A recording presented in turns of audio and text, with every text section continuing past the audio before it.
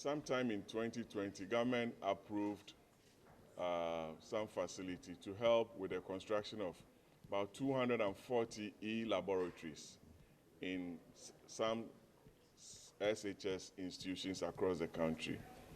We exhibited a list of beneficiary schools to our report for your perusal.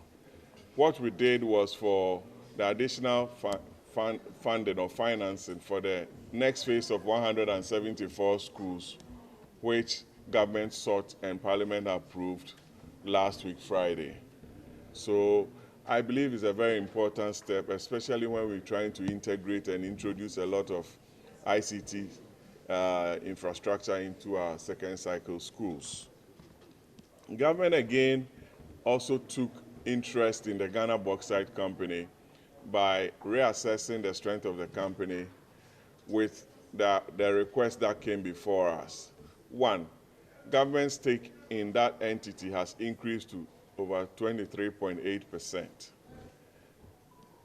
Ghana Bauxite, because of this capital injection and the tax waiver that they are seeking from us, based on the analysis they put before us, have increased their production from 500,000 tons to over 1 million tons.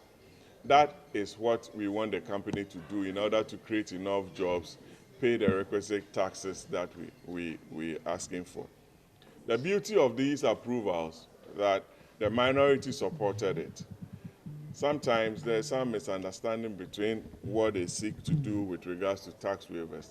Their position is that when government is taking an interest in some of these entities, they will support it.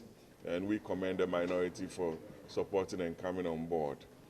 We are having a little challenge with regards to the $250 million World Bank facility that is aimed to support the financial sector.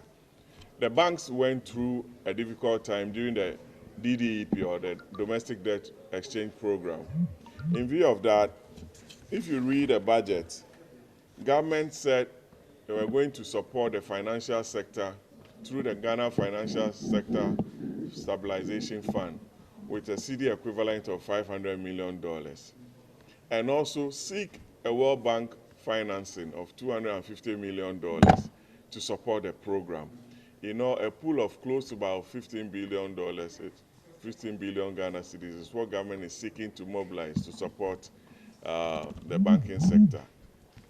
The challenge I'm talking about is that the minority wants a fund legally established through an act of parliament. But this is a credit line from the World Bank where the banks will apply and analysis will be made before a disbursement will be made directly to the banks.